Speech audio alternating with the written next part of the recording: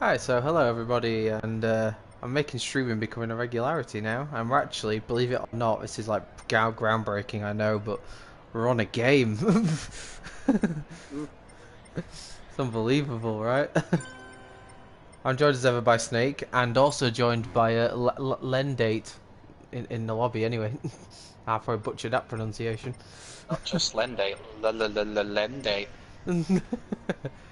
We're on GT Sport to do a, well, we're actually on GT Sport just because we fancy being on GT Sport, but uncoincidentally, we're going to do an F1 2019 mid-season review and discuss what we thought of the season so far, and also each team and driver, respectively. To start things off, then, what I'll actually do is I'll set up a race before we go into any of it. So yeah, that's all good. Let me just change the do a trap vote. Yes.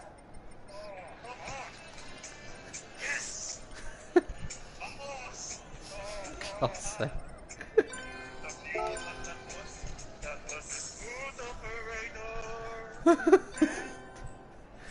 Smooth operator.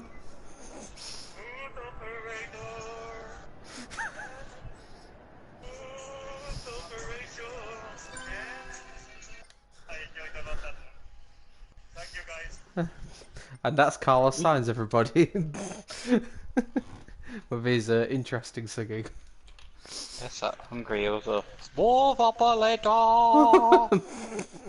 That's apparently a real song. You can't tell by his singing, I know.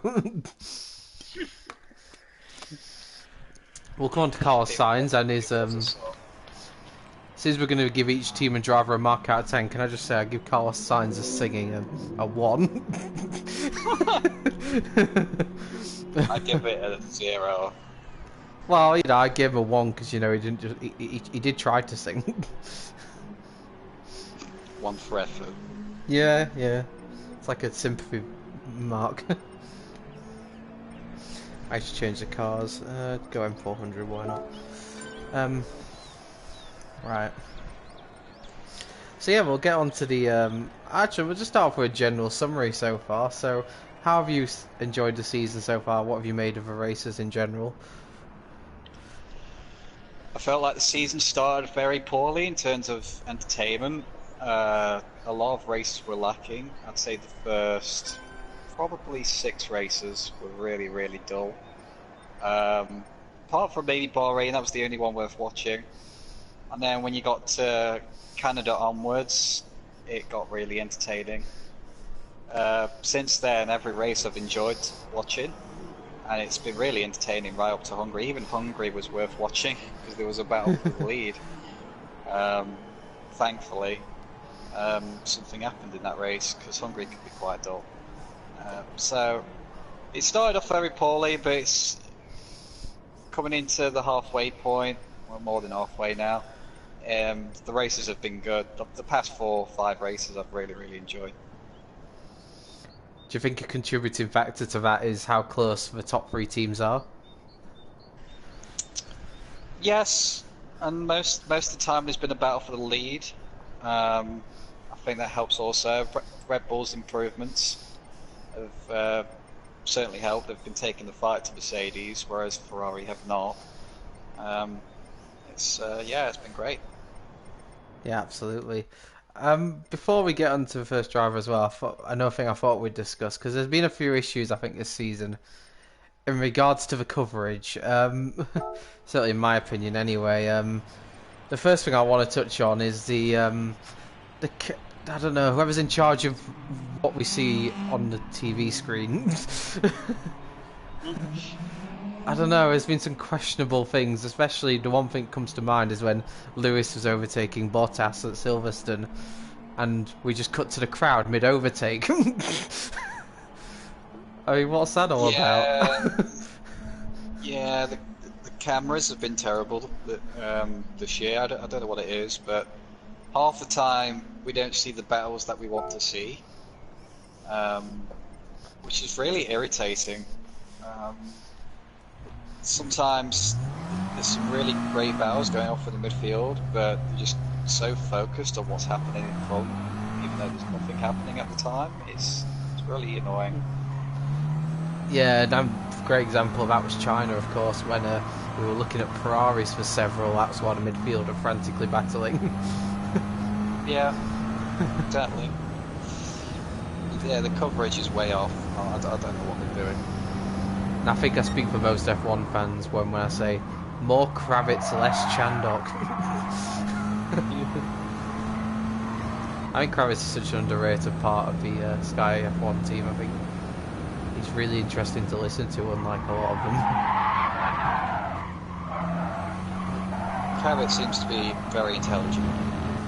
You know, he follows the sport a lot. He's been in there for a long time. He knows what he's talking about for the most part. Absolutely. Chandok, for me, just seems to state the obvious a bit too much. Definitely. There's one person as well I think special mention must go to. I really would love to see join the Sky F1 team. Maybe in a year or two, and that's Julian Palmer. I really enjoy his analysis. Yeah, he's been fantastic. I always watch his videos that get posted on the F1 YouTube channel. A lot better when he's driving. Sorry, Julian. He's good at commentary though, I think. Well, I listened to him a bit on BBC Radio one race this season. I think it's when I was working while a race was on, and he was really good. Commentating alongside Jack Nicholls, a guy who you probably recognise his voice from Formula E commentary. They actually worked really well together. It's just a shame it's only radio commentary. Yes. We'll get on to the first of the teams there. What we'll do is go in reverse order, from the back to the front. So we start off with Williams. I'll start off with our drivers, in fact, then we'll give the team a mark. Let's start off with George Russell. How would you rate his season so far? What he's doing in that car, he's overworking that car. He's outdriven it, I think, a lot of times. I think he's catching a lot of teams' attention, especially with his performance in Hungary. No, he hasn't got a point like Kubica has, but I think it was because Kubica got lucky with the situation with the wet weather and the tyres. So I think it's a bit harsh to say that Kubica is, because he's got a point, he's better than Russell. Russell has out-qualified Kubica almost every time. Every time. Russell out-qualified, I think, a Racing Point car and a Renault car as well in Hungary.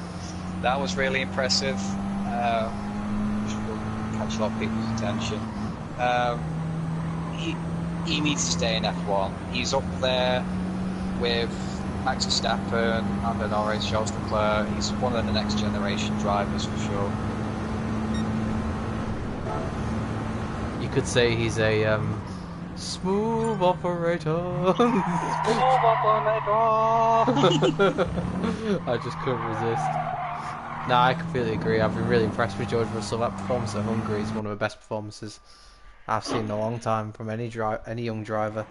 To out-qualify a Racing Point and a Renault car in that is impressive. Well, he didn't just out-qualify. He didn't just out-qualify Lance Stroll. He beat him in the race as well. Yeah, he finished 16th, didn't he? That's where he started. So, yeah, impressive. And let's be honest, the majority of races, at the exception of one race where a lot of crazy stuff happened and it got Kubica a point, apart from that one race, Russell's massively outperformed him. Yeah, definitely. Out of 10, what would you give George Russell? This is a hard rating because his car's so poor, but I'm just going to judge his performance based on what he's having to deal with. I've rarely seen him make any mistakes in a car that seems so horrible. Yeah. I'm torn here. I'm going to give him an 8. I'm close to giving him a 9, but I'm going to give him an 8. But it's really solid. Yeah, I was pretty much thinking the same. I was going to give him an 8 as well. I think he's had a really good season. It's very high eight. Absolutely. It is impressive how few mistakes he's made as well. Usually when you're driving such a horrible car, it usually leads to more mistakes, but I've not really seen him have any accidents or... I don't recall many accidents from him. No.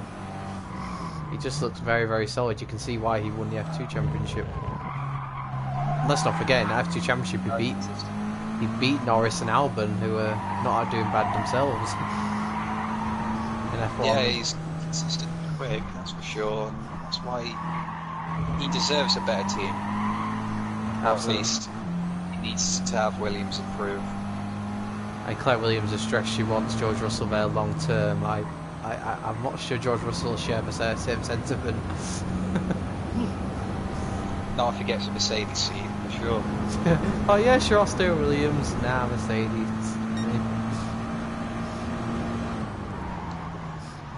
So we're talking Robert Kubica now, who has 1 point compared to Russell's 0, which is the most misleading stat you'll ever see. Absolutely. Let's put it this way, their qualifying stats, it's 12-0 to Russell. I believe Kubica's only finished ahead of Russell on 2 occasions. One of them being Hockenheim. 11 races, is it? 12 races 12. we've had? Yeah, it was Hockenheim, and I think it was France as well. They had a good battle in France, actually. It was one of the best battles that are going on in the race. I mean, it's a tough one with Kubica. Obviously, you can't underestimate the impact of his injuries still. How would you rate Kubica's season? Compared to his teammate, not a good one. He's not the same driver he was years ago. Kubica was known for being incredibly quick, and we've seen him, he's been a race winner as well. I think he did have a lot of potential in Formula 1 until he had his accident, which caused him to have several injuries and not take part in F1 for a long time. I still feel like it's probably affecting him now. He's missed a lot of changes in F1 since his return. This is probably the last we'll see of Kubica, in all honesty. This might be his last season. I can't see him going to any other team. It's a shame, but I feel like he'd be better off competing elsewhere, because I still feel like he can compete, but he can't compete from a lot anymore. You've got to remember how tough it is to drive an F1 car, especially when you don't really have full use of one of your arms. Yeah, exactly. It's a very physical sport, so you just sit in the car. It's more than that. I think he deserves a lot of credit for fighting back the way he has, and I guess if he is to leave F1 at the end of the year, at least he's got that point at Hockenheim to look back on. You know, that was undoubtedly his best performance. To drive in the wet with those injuries that he's carrying, that does take a lot of skill. But yeah, he's not had a good seat. Pace-wise, he just seems to be very off it compared to Russell. There's been times in qualifying where he's been like over a second off Russell's pace, which is not good in the same car. No, it's not.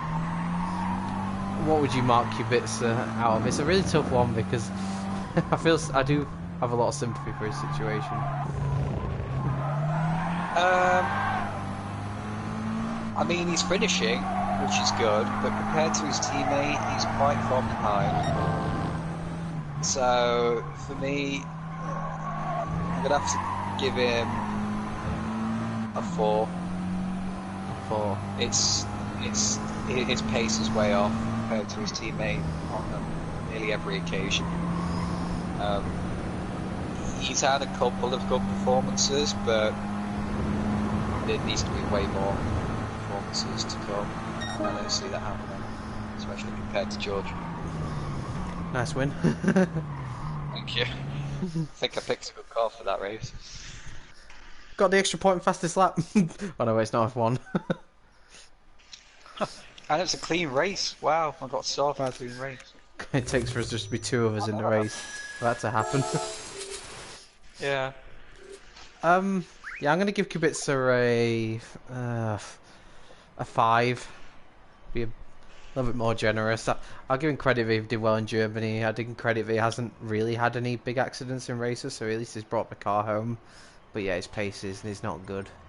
Very, very worrying. His pace. Yes. What I'll actually do while we wait for the next race, because we'll give a few minutes for people see people join as well. I'll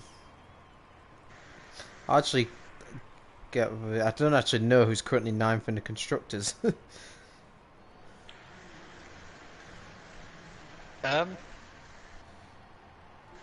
Although we haven't actually, yeah, yeah, I was thinking it might be Haas, but I wasn't entirely sure.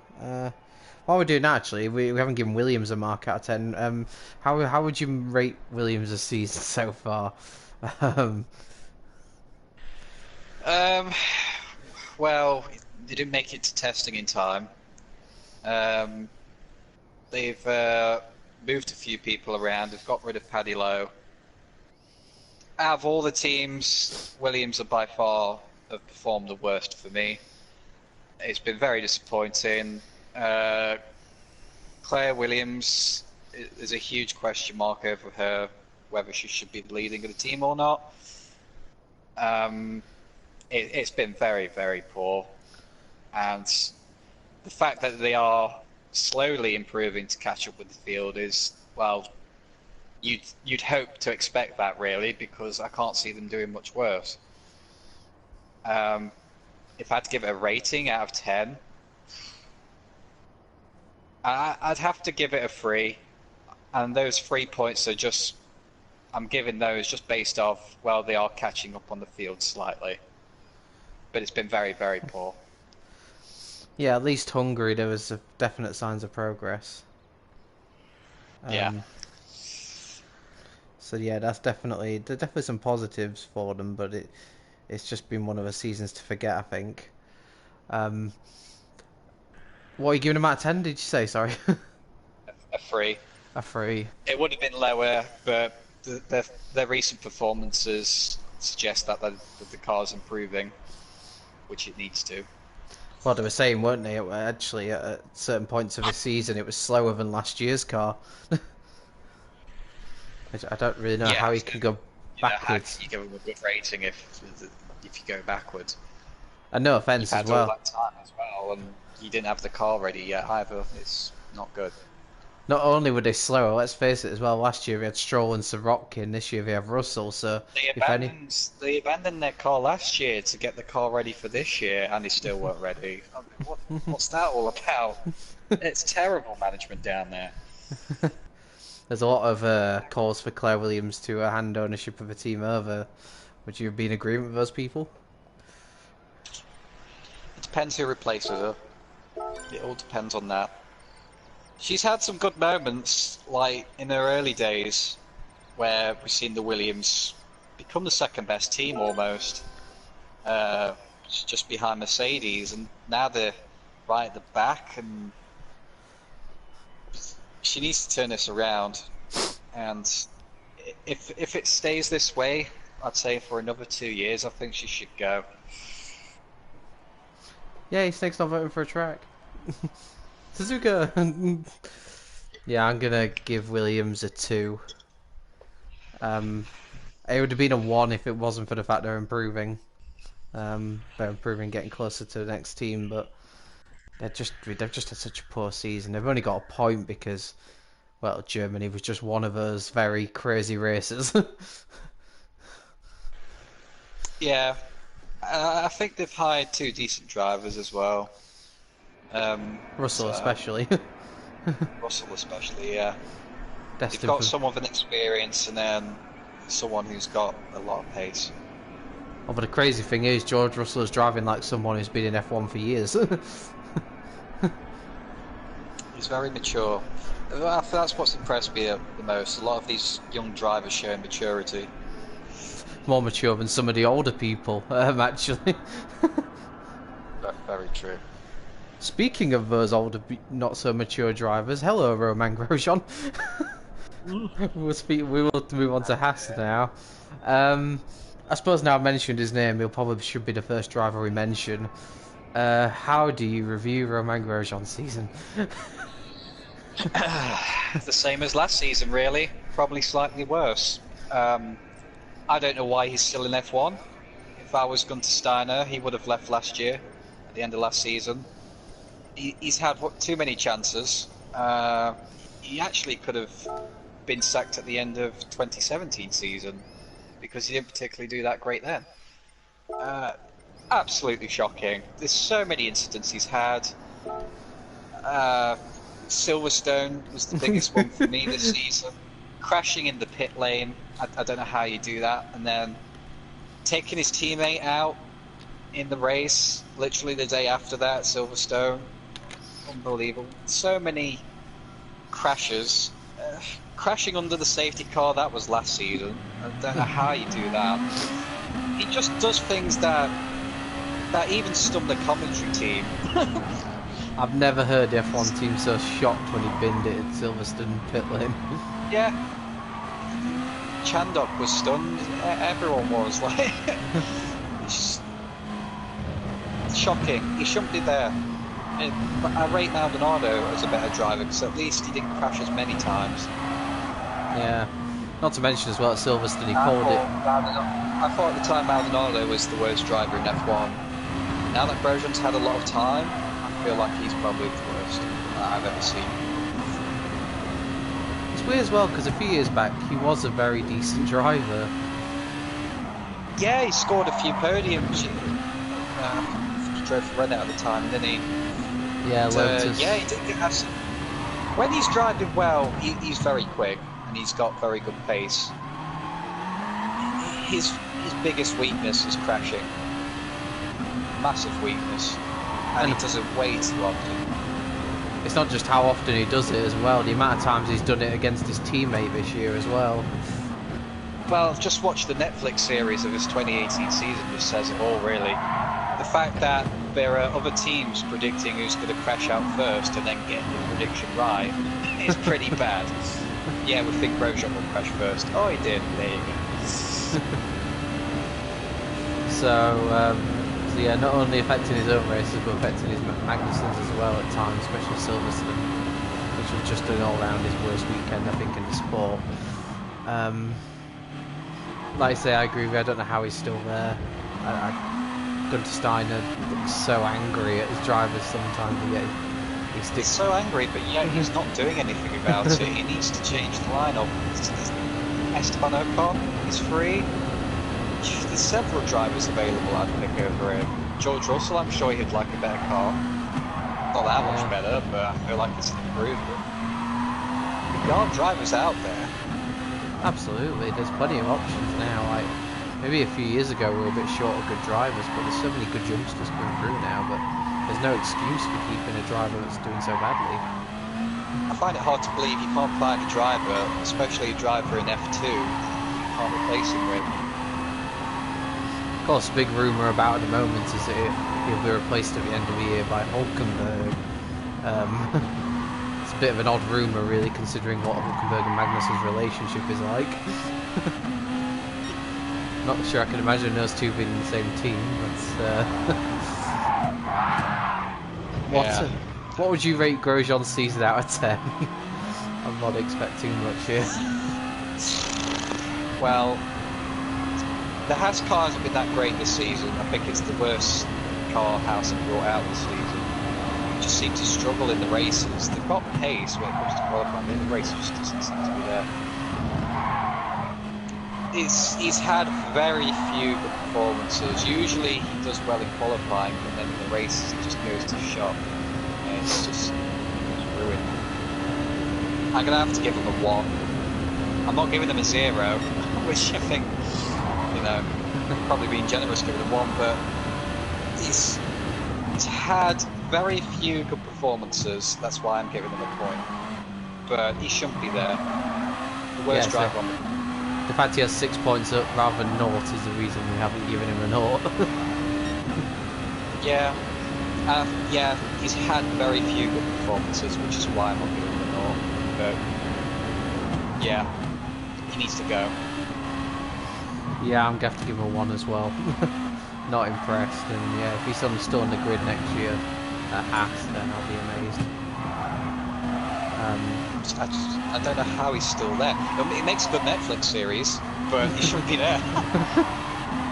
Speaking of another driver who makes the sport more entertaining, Kevin Magnussen. Before we review Kevin Magnussen's season, have you ever seen someone battle so hard for 14th football? In Hungary. No, but credit to him for doing that, because it shows how talented of a driver he is. I think he winds a lot of drivers up the wrong way, doesn't he? But I think you need drivers like that. He winds a lot of F1 fans up as well, because there seems to be a lot of hate towards him. A lot of people are saying he should leave as well, but I hugely disagree with that. He scores points and he defends well and he rarely makes mistakes. And I'd say if there is only one issue, I'd say with Kevin Magnussen, is depending on the track, he can be a little bit inconsistent at times. But he can have a couple of poor performances. But to say, I'd say the majority of the time, he can perform very well. I feel like he deserves to stay in the seat. What would you give him out of 10? Based off of this season, I think he's struggled a bit because of the performance of the car. I'm going to give him a 7. I feel like he's been solid for the most part. He's had a couple of issues. He has made some mistakes, but I think his drive in Hungary was outstanding. Defending against Ricardo was not pleased. But his defensive maneuvers just show that he's a good F1 driver on the day. So yeah, that's my score. Okay, I'll give him a 6. Yeah, I was torn between a 6 or a 7. Still think there are some weekends where he looks a bit hopeless. But yeah, I don't know if that's mainly down to him or down to the Haas car, because the car has not been impressive this season. I love the way he battles and defends for every position, like his life depends on it. I think people slagging him off, but you need people like that in a sport, otherwise you're very quickly going to have a boring sport. He winds people up because he defends so well. He does dickhead maneuvers, but that's racing for you. You're not meant to be nice on the track. You know, it's like the bad boy attitude in F1. He's a great character. Oh crap! Ah! That's why I'm just doing my Roman Grosjean impression. That nearly went off as well. Yeah. Good job. At least I wasn't in a pit lane. Yeah, and you notice as well, after his battle with Ricardo in Hungary, unlike a lot of other drivers, Ricardo didn't complain about Magnussen. And I actually think Ricardo would have loved a battle like that. He did flip him off after the race. Oh.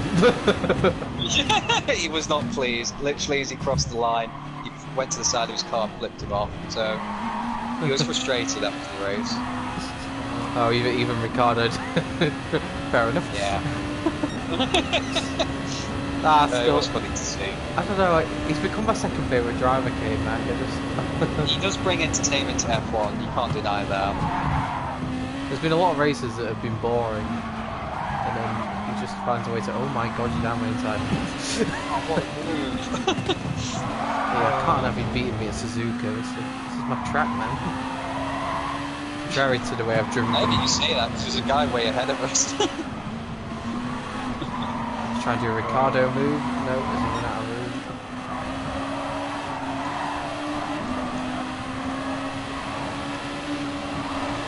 Get your fat ass out of the way. He's got the test now. Ah! Ah!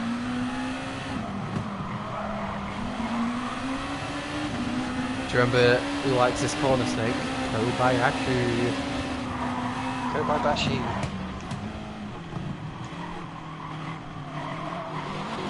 Oh, Kevin Magnussen. Wow, that backfired. Oh my. I saw your Kevin Magnussen impression there. Yeah, except I went off. Yeah. Doesn't normally do that. No, it's usually, I don't know, better. Ah! What the hell? Were you trying to overtake me or did you just lose it? I was trying to overtake. Interesting attempt. We're 11 seconds behind a guy after less than 2 laps.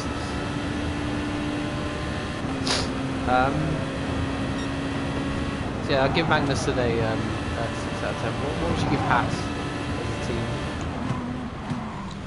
Not a great season. They did perform. Where the hell am I going? I'm lost. Yeah, the Haas they performed very well the past couple of seasons. This season, I don't think they have. I think this is their worst season yet so far. I'm gonna have to give them a 4. They do have some great qualifying performances. They started off pretty well at the start of the season, but their race pace is way off. And I know they can't find the tyre temperatures. That's what we've usually been saying, but yeah, the car needs to improve, and their race pace needs to improve also. Well, I'm not gonna lie, I has to give them. Oh god, I put myself off. Yeah, it's hard to talk and race at the same time. I know, right? Yeah, we're not usually this shit. We're usually pretty shit, we're not this shit. I'm gonna have to give Haas a 3. The fact that they came out like after the season and said like the new car with the upgrades was slower than the car in Melbourne. It's a bit embarrassing, to be honest. Yeah, the only other team I've seen do that is Ferrari when they brought upgrades and it turns out to be a downgrade. Yeah, that's not great. No, I just think they're a poor season. As much as I love Gunter Steiner as well, I don't get his persistence with Roman Grosjean. I think that's costing a team as well. Well, he seems angry all the time, and you feel like at any moment he's going to switch the driver line, and he doesn't. He needs to stop. Grosjean's been the one constant since Haas performed. Yeah. But he was driving a lot better when he joined them than what he is now. Most F1 comments now are basically, how is Grosjean still there? Oh dear. Still go back to that pit lane. Seriously, I hated Maldonado, but Grosjean, the past couple of years, it's been awful.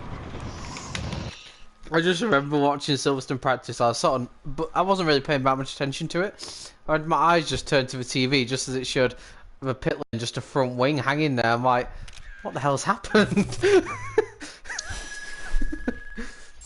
I was like, what is it, 40 miles an hour in the pit lane, and somehow he spun it round. Yeah. He didn't even have an excuse prepared on the radio, which is very unlike Grosjean. Usually straight away on radio, blaming something, usually Ericsson. Yeah. Yeah, he's not had a good season. Haas have had a poor season. I think we've give Haas enough grief for now, so we'll move on to formerly Force India, now Racing Point. Start off with, which driver should we start off with? Well, let's first of all say in qualifying it's 12-0 Sergio Perez. We'll start off with Sergio Perez. How would you rate his season?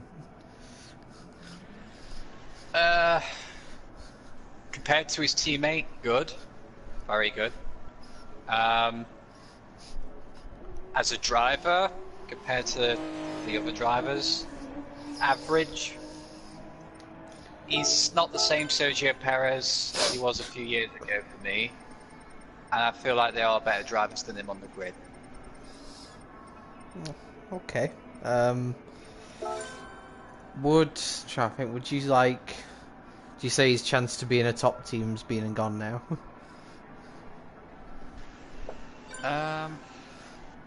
Yes.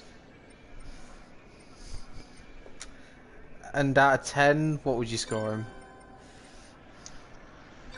This is a difficult one because I don't rate his teammate at all. Let's be honest, his teammate's there because his dad owns it. Yeah, we're not going to be shut a Stroll for a This is while. performance.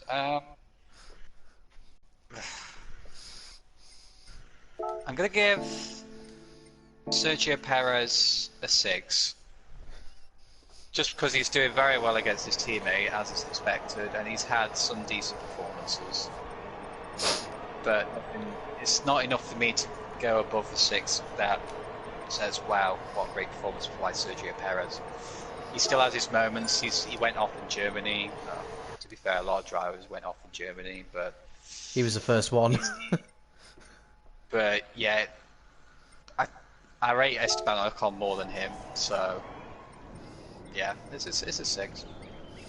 Yeah, I agree. I'm going to give him a 6. I probably would have been a 7 if he'd have taken advantage of what happened to Hockenheim, but he was the first one out.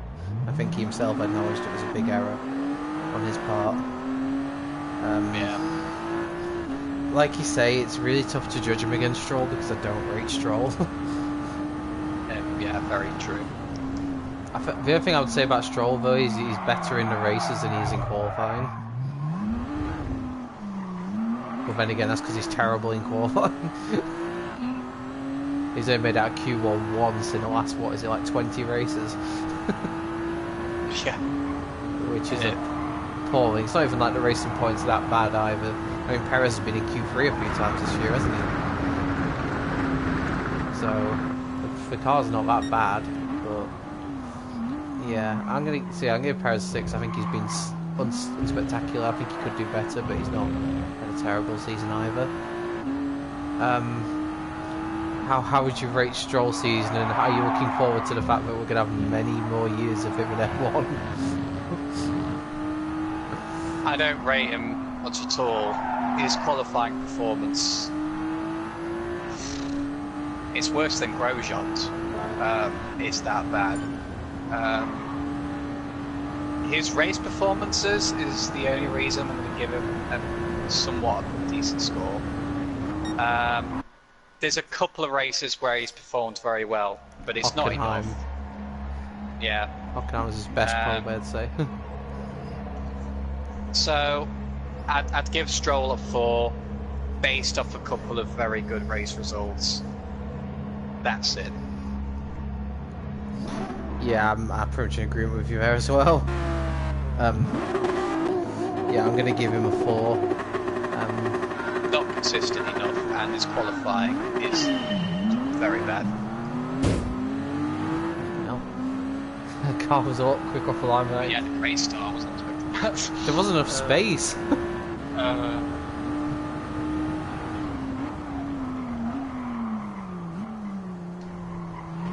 Ah! Ah! Ah!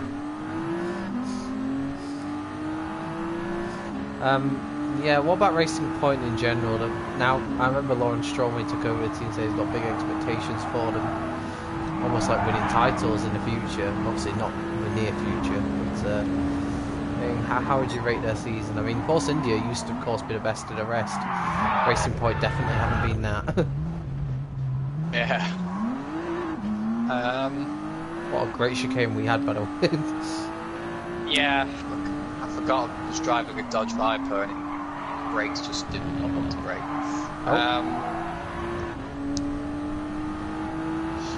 How the hell am I in the lead after spinning? Racing Point's performance, they started very poorly, which is usually the case when they used to be called Force India. They usually start pretty poorly, but then they develop the car pretty well later on. They've gotten stronger towards the midway point of the season. They had some great performances. This car was not great. Love how nobody made the cut. What? How the? Wow, okay. Oh, half a second penalty, yeah, I'll take that. Yeah, it's really cost you, hasn't it?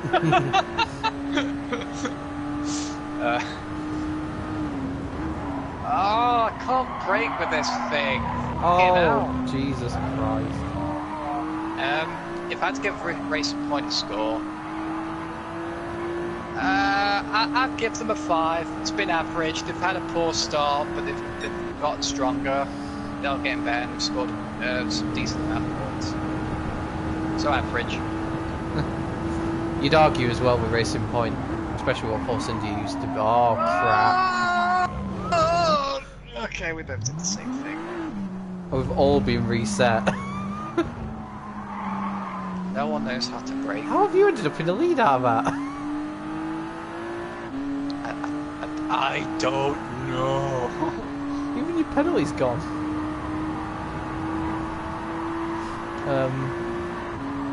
Yeah, I'm gonna give Racing Point. I'm gonna give him a. Oh no! Ah! God, this is. Don't talk and drive. This is what happens. What is the braking spot? I never do that.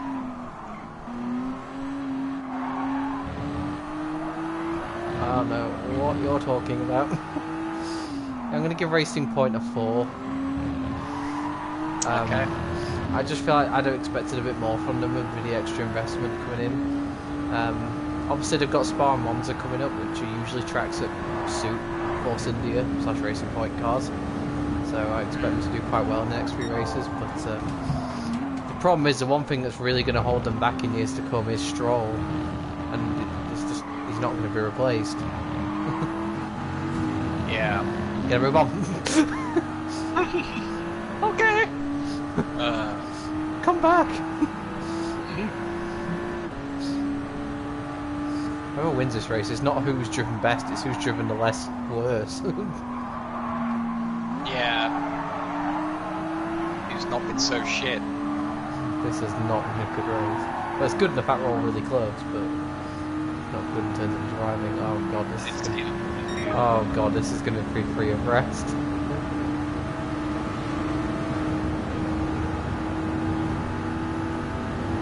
Brake! I broke so early, I've lost all my positions. I was so panicking about going off. So yeah, move on to Alfa Romeo now, currently 7th in the Constructors. When I say Alfa Romeo is 7th in the Constructors, what I mean to say is Kimi Raikkonen is 7th in the Constructors. Pretty much team Kimi Raikkonen. Yeah, let's talk about Kimi first. I've got to be honest, I've really been impressed with him this season, I don't know about you. I'm very impressed. Again, compared to his teammate, I don't know how well he's performing, or if it's just his teammate performing very badly. I don't know, but he's doing a very good job. His performance in Germany was really good. He had him qualifying in a great start. Yeah. And it didn't matter Feel again. lucky that they both got penalties. Yeah, In the end. yeah. Got the penalties anyway, so.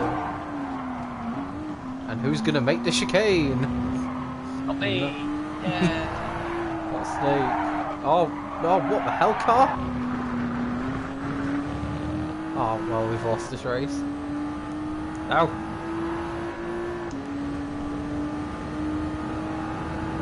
Okay, Maggie.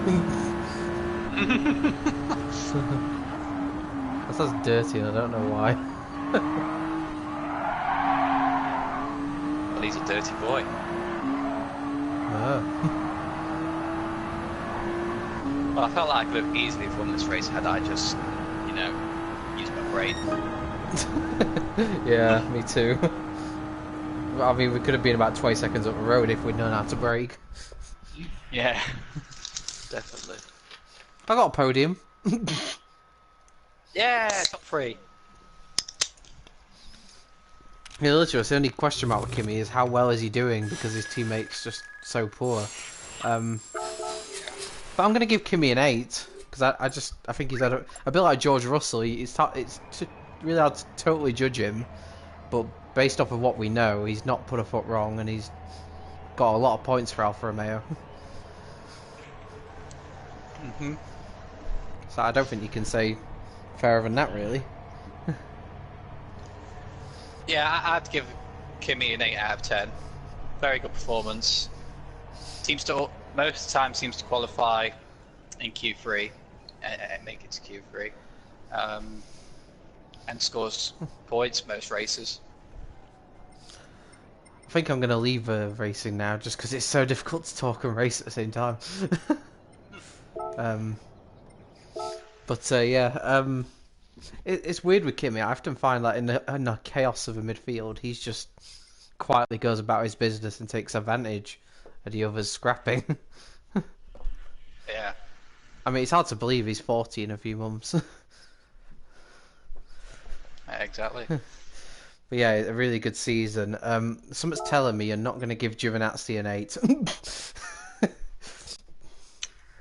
You'd be correct. A 10. In terms of F1 coverage, I haven't seen a lot of him, but whenever we do, it's not really good.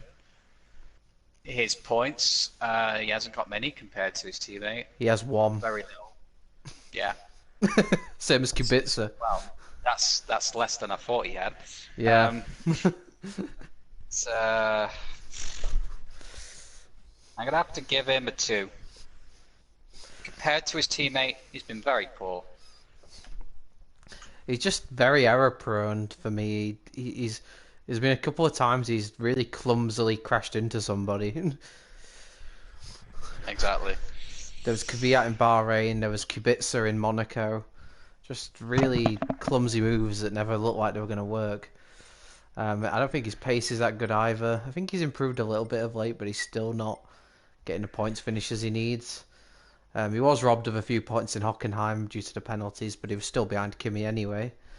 Yeah, I'm gonna have to give him a 2 as well. Yeah. Not good at all. Alfa Romeo, it's really hard to judge based off their drivers being so contrasting. But what would you give Alfa Romeo? Well, because of this rating, we probably have to thank Kimi Raikkonen for this. It's hard to tell how good their car is and how well they've done as a team, but they've done very well.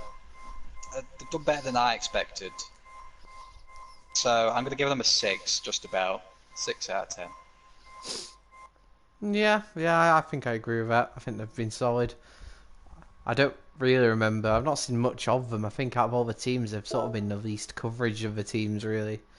Very true. But I don't think I can't remember any like glaring strategy errors they've made, and their car looks competitive. Just not quite sure how competitive. Competitive enough for Kimi to score regular points, which I think was their aim coming into this season. So yeah, I think it's been a solid season for Alpha, something to build on, but I think they absolutely have to replace Giovinazzi next season. Absolutely. He needs to go. Just not with Mick Schumacher. Yeah, because then we'll get nothing but Mick Schumacher coverage. I mean, it can pretty much guarantee Kimi's going to be there next year, surely, can't we? Yeah, he'll be there. He'll only not be there if he doesn't want to be there. Can't see that. It's all partying you miss out on. So yeah, they're in 7th. They're doing really well. They'd be even higher up if Giovinazzi contributed. Now, for me, onto the team that has probably been the most underwhelming this season, and that's Renault. I think we should talk about the team first in this instance, because I think I've already kicked off on that front. It's not... It's Renault I expected a lot better from. I don't know about you. Everyone expected Renault to close down on the top 3 and be at least solid in 4th place, ahead of the midfield, probably struggling. The midfield would struggle to catch up with Renault, but completely the opposite. With the budget they have, they should be the 4th best team. They're not. They have reliability issues. Sometimes their pace isn't there at all. Especially the last couple of races, their pace has been nowhere. So, which is weird because with Renault, you'd think like they'd be making progress all the time.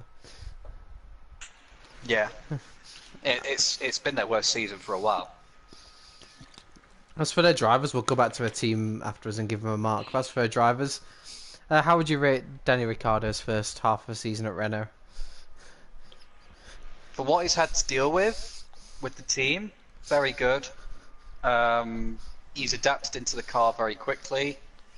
Several times he's been outperforming his teammate, Nico Hülkenberg, and I think Hülkenberg's a difficult driver to beat because he's quite a consistent driver. and he's been with the team for a while, Hulkenberg. Uh, Very good for him for a first season at Renault. I kind of wish the car was better for Ricardo because he is a good driver, one of the best on the grid. I think you can definitely tell in recent races he's got more adjusted to the car. We're starting to see those trademark late braking moves, aren't we? Yes. Which makes for me he's one of the best drivers in the grid to watch when he starts pulling those moves off. You just there are sort of moves that if we tried them on the F1 gear and we just go straight into the car, we try to overtake. Yeah, straight off the track. Yeah. Yeah, it's like, oh yes, I got past him. Oh crap, a corner. Very true. For me, I'd give Ricardo an 8 again. I think another 8 for me. I think he's done very well. I think he's started off the season a bit slowly, but obviously it takes time to get used to the car. Now he has. I think we're starting to see the best of him. I just wish Renault would be more consistently in and around the top of the midfield because you're never quite sure what you're going to get from them each weekend. Yeah, I'd give Ricardo an 8 out of 10 also. I think that's fair. He deserves a better car though, sure. There's a lot of talk about Nico Hulkenberg potentially not being at Renault next year. The first question to you would be: is that fair?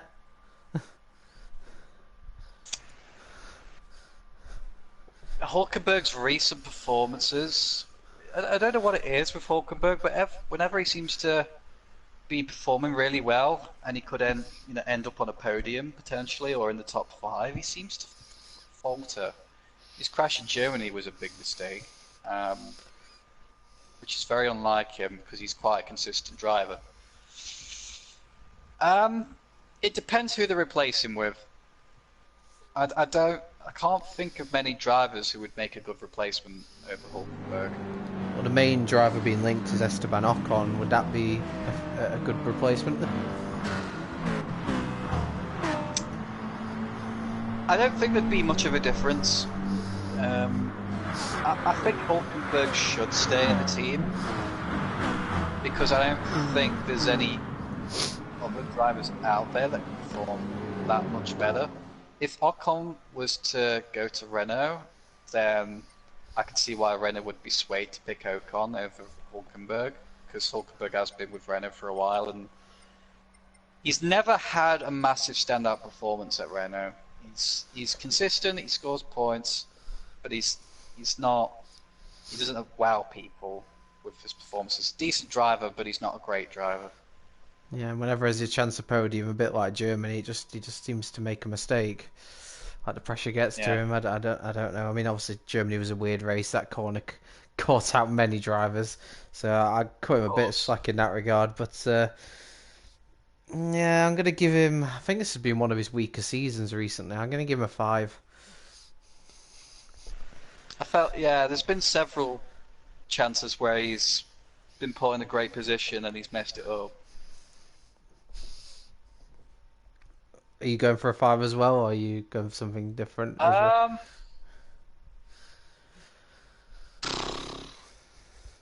gonna go with I'll go with a 5 also. I'm close to giving him a 6, but his recent performances have not been that impressive, and his crash in Germany was not great also.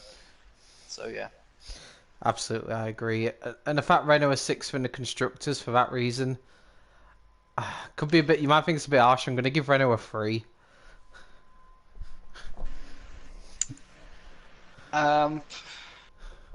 They've had a lot of performances, and I feel like they've got 2 good drivers on the in their team, which is they're probably higher than where they should be. I have to give them a 2. They are nowhere near where they should be. They've got the 4th biggest budget. They should be comfortably in 4th, and they're struggling in 6th place. The teams behind them could overtake them also. Yeah, that's not. If I had to put a bet on Renault getting in 4th or falling further behind, I'd put them falling further behind. I think the best they can hope for now is 5th because I think McLaren look fairly solid in that 4th place. Yes. So, and that's a disappointing season for Renault. Let's not forget, Renault provide McLaren with engines, so that's got to sting a Mm. little bit. I think that's another reason why I give them such a low score as well, is because that, you know, Renault have supplied engines to McLaren and they're doing way better than them. It shouldn't happen. No, the factory team should always be on top. It'd be like Ferrari turning up next season and getting beaten by Haas. Yeah. Or if It's Williams got the best over Mercedes, it's. okay. We've been a bit over top now. Been a bit crazy. You know what I mean? I'll pay you £1,000 if that happens next season. It's not going to happen. That's why I said it. That's why I said it. I'm not willing to give you £1,000 for no reason. Well, you always can. No, you're all right. Um, let's move on to me. Actually, they've kind of gone under the radar this season. I guess it's a tough team to judge just because essentially they're a feeder team for Red Bull. But fifth place for Toro Rosso in the constructors. I don't know about you, but that's quite impressive. Uh, yeah, it is quite impressive. I feel like they've got a really good driver lineup in there as well. Yeah, absolutely. And also forget as well they're using the Honda engines. It's obviously the second year of Hot Toro, so they've used the Honda engines. But Honda engines seem to be working well. It's been a really impressive feature for me this season, just how especially reliable the engine's been. Yes, definitely. Massively improved from the McLaren It's the days. best year for Honda. Best year. In terms of the drivers, I mean, I've just had a look at the driver standings. Kvyat's currently got 27 points. Albon's got 16.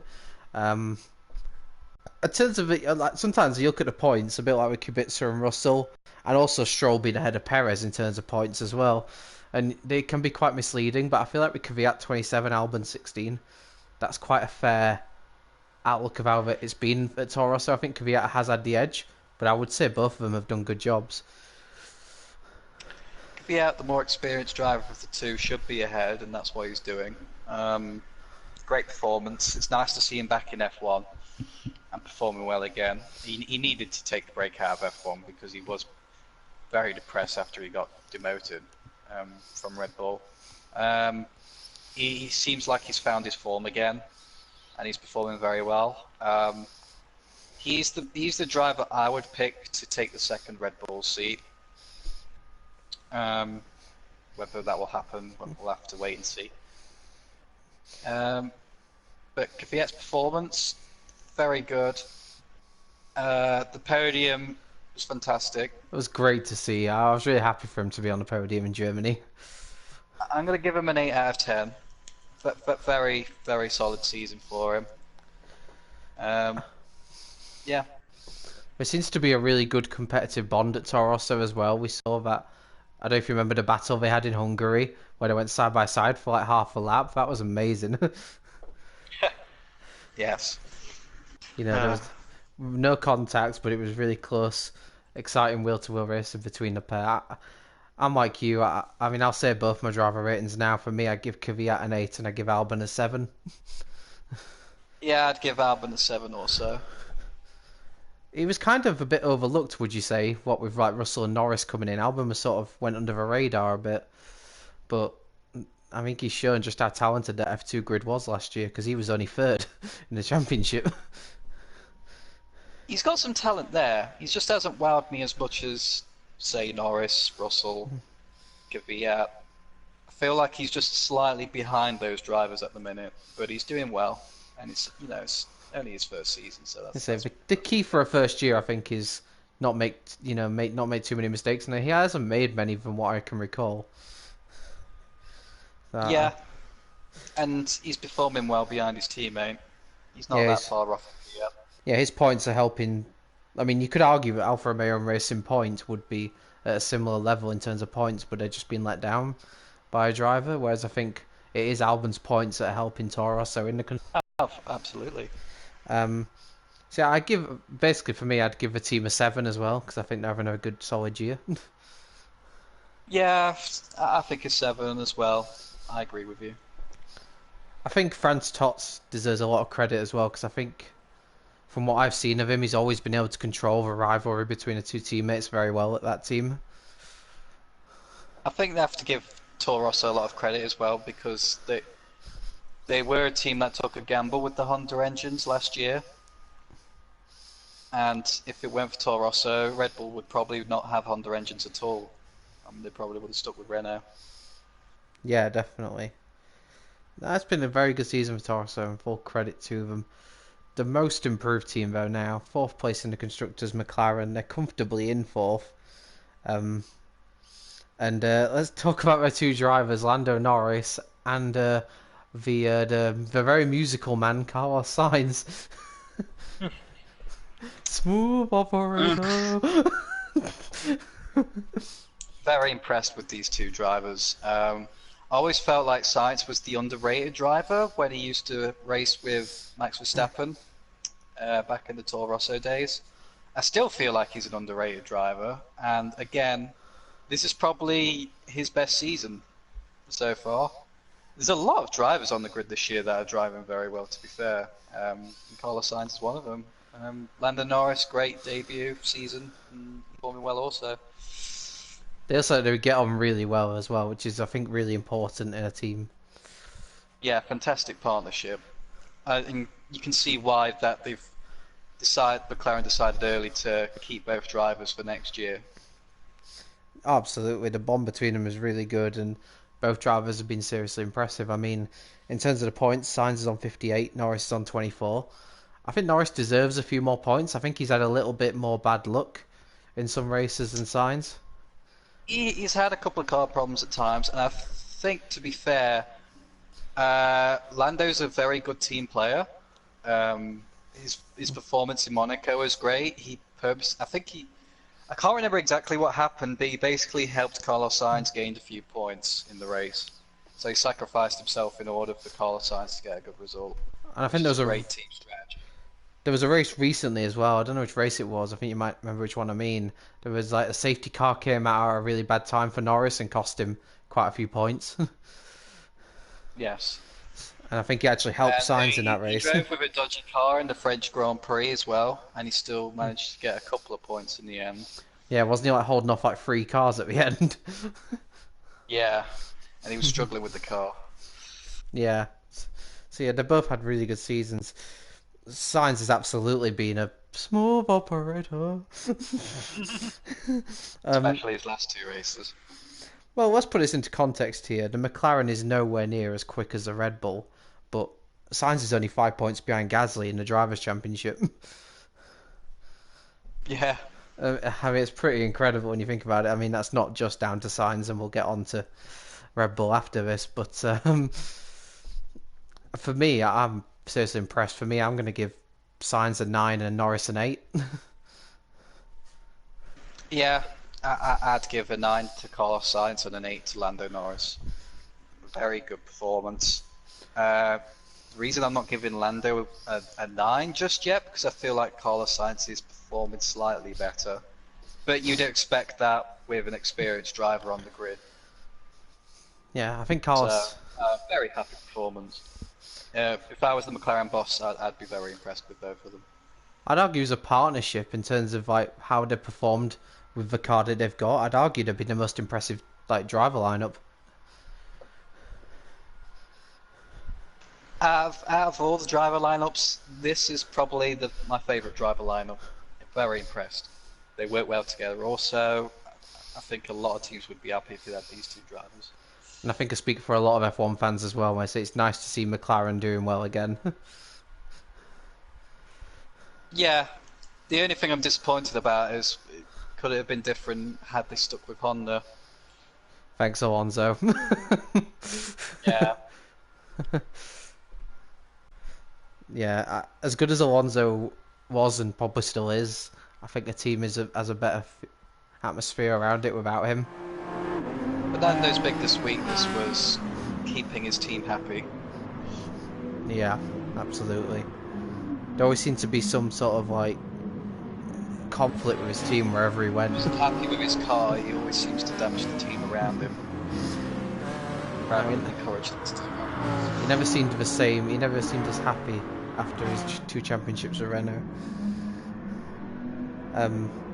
So yeah, we'll move on to the big three teams now. You can tell F1's all still like two divisions. I mean, McLaren are 162 points behind Red Bull in the constructors. Red Bull, and that's with Red Bull pretty much having just one driver. Yeah, Red Bull are in third in the constructors. I don't think it. I just say McLaren's performance, I'd give them a 9 out of 10. Oh yeah, of course. Thank you for reminding me of that. Yeah, I'd give McLaren 9 out of 10 as well. Absolutely. They've been the most impressive for me in terms of where they were last year to this year. I don't think anyone expected McLaren to be in form. So, yeah. Yeah, absolutely. So Red Bull, I say I agree with you, 9 out of 10. I think it's a pretty obvious mark to give. Not been perfect, but it's been pretty damn close. Red Bull's a really tough one to judge. Obviously, it's two very different sides of a coin in terms of their drivers.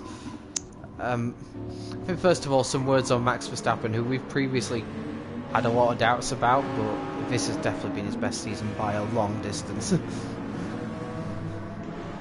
I'm still going to say, like, especially the first half of the 2018 season, he was incredibly poor and very immature to say it was like his 5th season in F1. He had a long time to mature.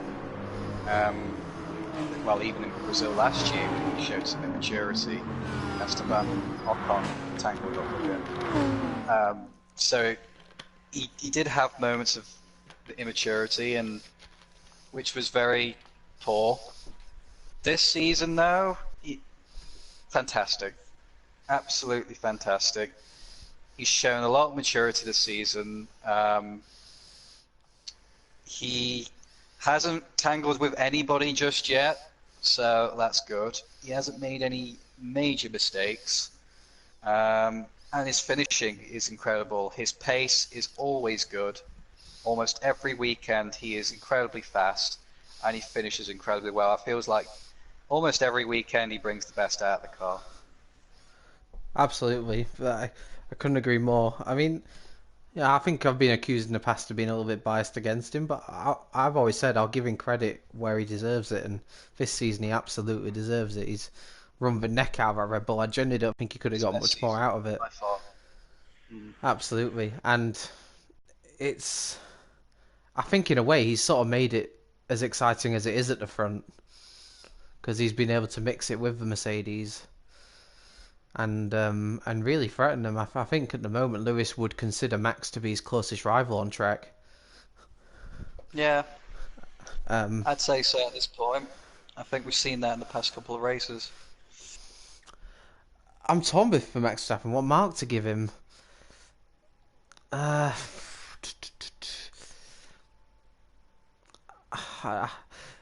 probably going to give him a 10. I don't see any reason why I can't give him a 10. I can't pick out many faults with Max Verstappen. Even when the Red Bull car wasn't performing that well at the start of the season, he's still got some great performances. He got a podium at the start of the race in Australia. I'm gonna have to give him a 10 also. It's by far his best season. If he continues like this, one day he will be able to challenge for a world title. Whether that Red Bull can give him a good enough car to do that or not is a question in itself. Yeah, it'll prove me wrong when I said he's not gonna. When I said he's not gonna win a title. Yeah. Well, the way he was driving last season, I could see why. But if he performs like this, he definitely can become a world champion. He just needs a good enough car. Well, Red Bull definitely improved as the season goes on. Like you say, at the start of the season, he was getting good results by taking advantage of the others battling and fighting up ahead, and whereas now he actually has the pace to fight, without anything happening. Which is down to the car. I think the car's definitely improved. It's definitely gotten better. I'd say now it is quicker than the Ferrari. Yeah, the past few races, the Red Bull, I think, is the second best car on the grid. Doesn't matter what plan Ferrari use, whether it's plan A, plan C, plan 127. Do up for him in Hungary. Yeah. Let's go into the other side of the coin then. Pierre Gasly. how would you rate his season at Red Bull? Incredibly poor. Um, I know Max Verstappen's a tough driver to beat. That's fine, but you need to be somewhere behind him. You can't. What did it for me is that in one particular race he got lapped by his teammate, and it's not because Gasly made any mistakes or anything. That was just outright pace. That was last week, wasn't it? Yeah, Nearly outright happened in pace. Silverstone, not Silverstone. Nearly happened in was it France or something as well? Yeah, Yeah, and apparently one of his stronger races is in Silverstone, and even then he only got fifth place, which to yeah. me is an average performance at Red Bull. That's why I expect him to get every race weekend, really, fifth or sixth. And that was meant to And he be hasn't like, done that. and that was meant to be like Yeah, his standout track. yeah. If that's his standout track and he got an average result, that's not good at all. Pierre Gasly, there have been times where the Toro Rosso drivers have finished ahead of him, and that for me is the reason why he should go, and he shouldn't be in the team.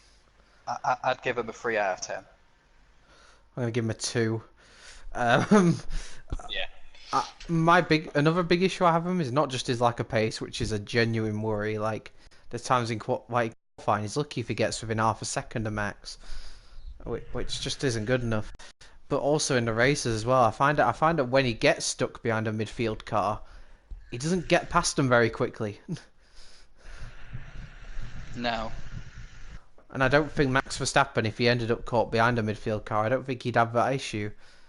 It just seems to be whenever he gets stuck behind a McLaren or a Kimi or anyone like that, he just can't seem to get past him for a number of laps, and it really costs him. Um, he's only 5 points in front of Carlos Sainz in the Drivers' Championship. He, if Red Bull don't finish second in the constructors, it is completely his fault. Well, without a doubt. You know, it, I'm shocked really because Red Bull are known for being notoriously impatient when it comes to drivers. So I'm shocked that Christian Horner is going to most likely give until the end of the season. I thought he would have gone by now. I honestly thought he would have been gone. Drivers have been removed from Red Bull for a lot less, like Kvyat. I think Kvyat performed better and he got demoted than what Gasly's doing now. Kvyat had 4 races, 2 very good ones, and then he had 1 bad one. And then, he's gone.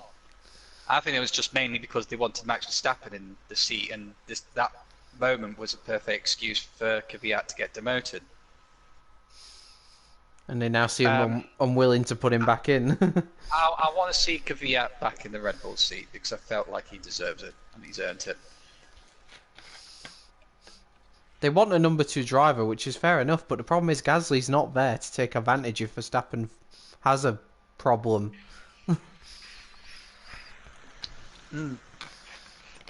Which is what they need. It's just not. It's very poor. How would you judge Red Bull's season? My one biggest bugbear with Red Bull, aside from the whole Gasly thing, is that they start the season far too slowly. It's a common theme with them now. They, they could I'll probably give them challenge. the benefit of the doubt this season because it is their first season with Honda. I do agree with you that most seasons they do start off pretty slow, but because I didn't expect them to impress this early with the Honda engine, which is quite scary. In a couple of years, they could be championship contenders and win titles again. I can definitely see that, which is why Max probably wants to stay with Red Bull. He probably thinks that they potentially can do that. It's solid. The partnership with Honda is working.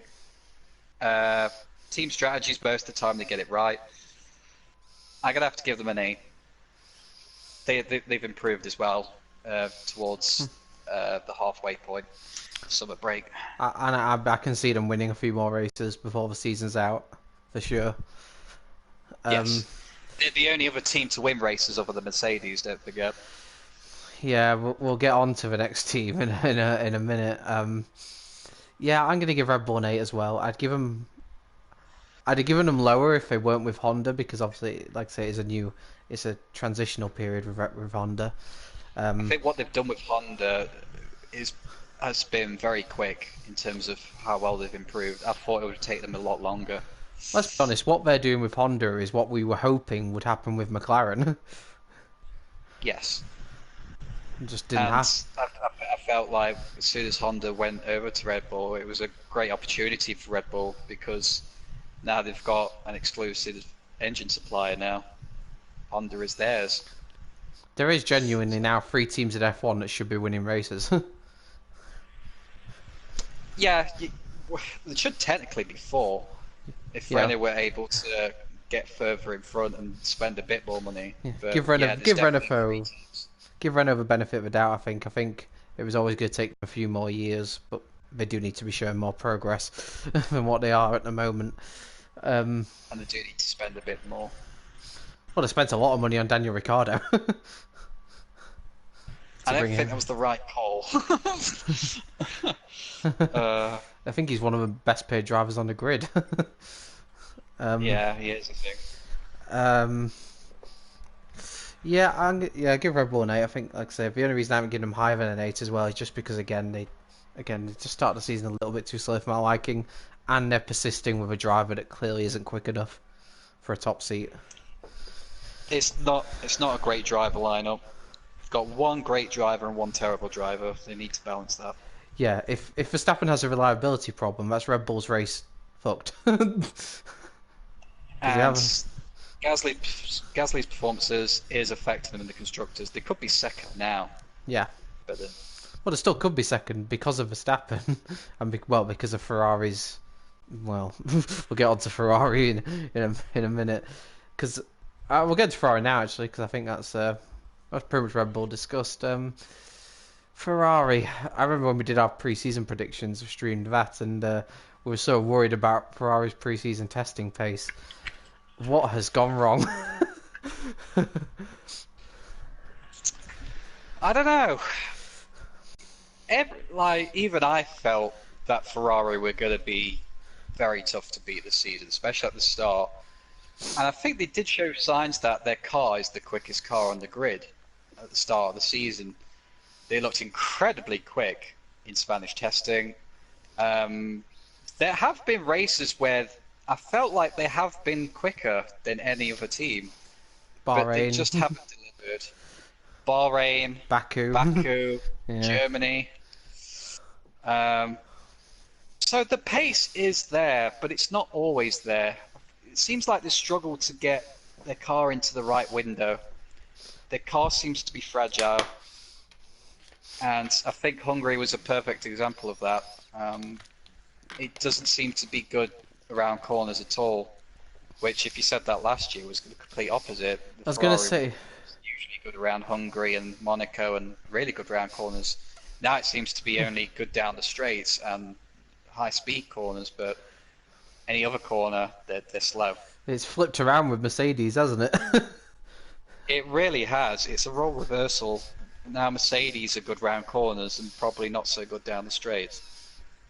A big issue for Ferrari as well has been their reliability. Uh, they should have won in Bahrain. Leclerc had a problem. Vettel could have won in Germany, but he had to start from the back of a grid because of problems in qualifying. Leclerc could have won in Germany also, but he made a mistake. Yeah, it's not As well as Baku and made a mistake also.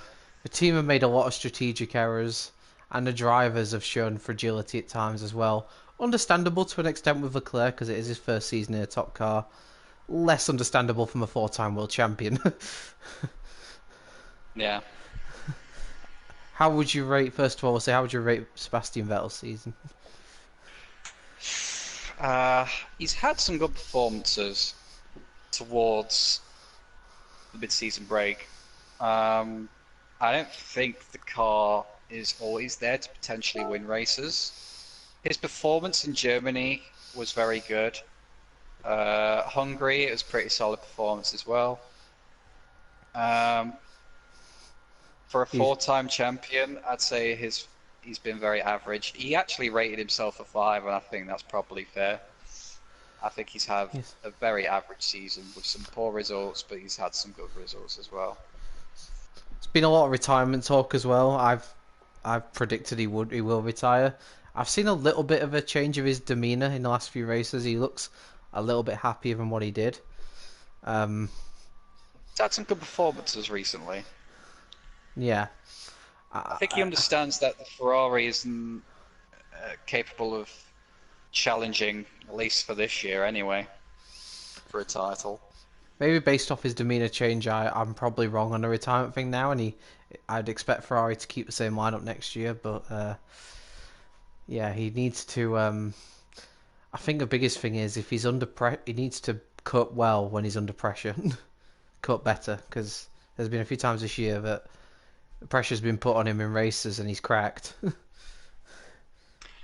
Canada was the big one, where he cracked under pressure. He went off the track and allowed, you know, well, allowed Lewis Hamilton a chance, and then he got a penalty quite rightly. So yeah, Yeah, he sort of panicked, didn't he? And I think in his panic just thought, I need to run Hamilton out of room here. Which is, I think if he'd have just sort of surrendered the position, he might have been able to get him back. he did hold him up while he went off track and then rejoined it. It's a penalty, it's a Stonewall penalty, and you know that never would have happened had he have not gone wide in the first place. Yeah, absolutely. It's yeah. I mean, Vettel's given himself a 5, so who am I to disagree with him? I'll give him a 5 as well. Charles Leclerc, how would you sum up his season? Well, at the start, he performed really well, and then they had this team order business, which I wasn't really impressed with because there were moments where Charles Leclerc was quicker than Sebastian Vettel. I feel like at certain weekends he is quicker than Vettel, and then other weekends Vettel's quicker than Leclerc. I think it's pretty close between these two. Um, so Leclerc has been making mistakes also. I just think it's the team overall. It doesn't seem to work well, like from driver to team, when they communicate with each other on the radio. You know, it feels like there's a lack of team spirit going on there, and half the time it seems like they're not sure what they're doing. I think it really shows, and that's why you see Leclerc and Vettel making these mistakes from time to time, and these poor, you know, team strategy decisions. No, Leclerc's shown signs that he can win races for sure. Um, Austria felt he should have won. Yeah, that's another race, but he didn't defend very well against Max Verstappen. Um, I'm gonna have to give him a 5 also. I think I'm a bit disappointed to give him a 5, but I think I have to. I do like him. When he performs well, I rate him very highly, but ever since he's joined Ferrari, it's not a great team to join at the I moment. think I think we've seen as well with Leclerc sometimes his emotions can get the better of him in the car. Um, Monaco, I know he had problems in qualifying. He couldn't get out in qualifying. He had to try and make overtakes in a race, but he made a very poor move on Hulkenberg, which he didn't actually hit Hulkenberg. He just hit the wall. And then worse than that, he then had another problem, and he had damage on the car. And obviously, when you got damage on the car, you need to limp back to the pits. But he was driving like a madman and just destroying the car. Yeah, It- no, bending it in Germany, and then he almost, he almost binned it in qualifying in Hungary. He got lucky to get away with that, and and again he then got lucky in the race because he I was clipped good. the front wing of Valtteri Bottas. Well, I think it might be Palmer that said he was lucky not to get a puncture from that incident with Bottas in Hungary, and that was just the weirdest collision ever. It just Leclerc just sort of it's like he just lazily tried to cover Bottas off. Yeah, very lucky not to get a puncture there. You usually see when drivers make contact front wing to tyre. That's usually it. You got a puncture. So very fortunate. I think because he has shown a lot of pace at times, and because it is his rookie year, and he's let's put it, he's competing with a 4-time champion. I'm gonna be a bit nicer than you. I'm gonna give him a 6. um, Yeah, I was struggling to give him a 5 or a 6, but yeah. but yeah, recently he has shown signs of being a rookie still, and there's still a lot of learning for him to do. But like you say, it must be difficult being a Ferrari driver. It just doesn't seem like there's much communication from top to bottom. They have the There's a most lot of pressure at Ferrari, yeah. They have the biggest budget, like you said, yeah.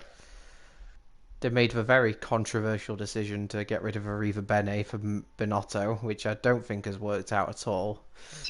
Yeah, and to give Arriva Benny credit, when he took charge of Ferrari, that's when they started winning races. And ever since he's gone, well, they haven't won the race yet. Again, it's Ferrari.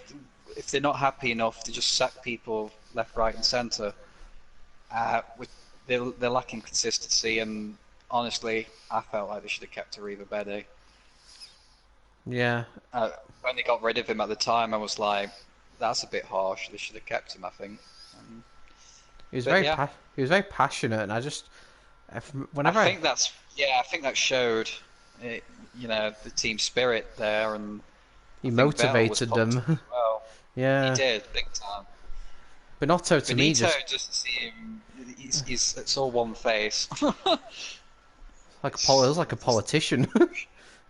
Yeah, Yeah, for no Ferrari, fly. based off the money they have and the preseason form they showed, I'm gonna have to give him a 4. Yeah, And I'm going to give him a 3. I ooh, felt like I'm giving them that because you're right, they do have the biggest budget, so they should be the best, really. They should be the best, and they look like the third best now. They've gone downhill. Their lack of communication between the team and the drivers is piss poor. I'd say it's the worst on the grid, along with Williams probably. But even then, they communicate at times. It's just absolutely terrible.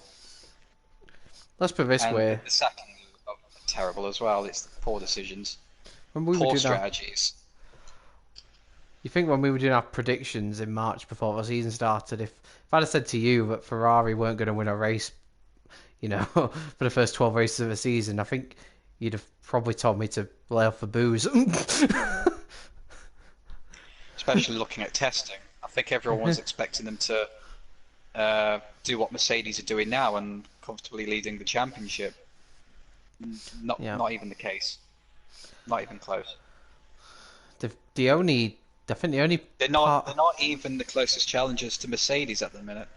That's a yeah, huge shock.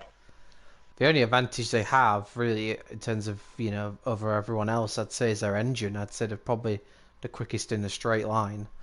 Um, So what makes me angry even more? They've had reliability issues as well, which yeah, they tend to be good with their reliability with their car the past couple of seasons. This season, their car's been poor in terms of reliability. yeah, I agree. Qualifying in Germany was the biggest one. Yeah, So, Vettel's brought down at the start of Q1, Leclerc's during Q2. yeah. I was gonna say about Ferrari. I don't know about you, but I look at Spa and Monza coming up, and I feel like if I don't win either of the next 2 races, they're not gonna win a race all season. Well, the only other team that's going to win a race would be Ferrari, I think. And Um, you look at the nature of Spa and Monza as well, and you think if any tracks are going to suit Ferrari's car, it's probably one of those two. there's the, yeah, they probably should win those, but there's races beforehand they should have won and they didn't. You want to, although Ferrari will probably be very quick at the next 2 tracks, I expect Mercedes to be up there, and Red Bull would probably be up there as well, giving them a tough time. Yeah, absolutely. We'll move it to the final team then, Mercedes, who are, well, I don't think I'll be saying this in March, but absolutely dominating this season. 160 points in front of the constructors. Hamilton's won 8 of the 12 races, with Bottas winning 2 himself. it's tough where to know where to even fault Mercedes. Their reliability's been pretty much bulletproof. Um, they handle their drivers exceptionally well. I think the drivers help with that as well. They've been really close on occasions without having any issues, and they've just been really really strong. I think it's weird with their car. I don't think their car is like the best in many areas, but I just think it's a fantastic all rounder. It has a perfect balance, doesn't it, the car? Yeah. It's a great all-rounder. It has literally swapped around Ferrari. I remember a few years ago we talked about how Mercedes looks like a really difficult car to handle, and Ferrari was a lot more planted. It's the opposite now. For Mercedes looks a beautiful car to drive. Um, Definitely. there's only one race this season where they've had a bit of this shocker, and that was obviously the mental Hockenheim. Yeah, I think the drivers and the team included were terrible that weekend. They all played a part in what was a poor race weekend.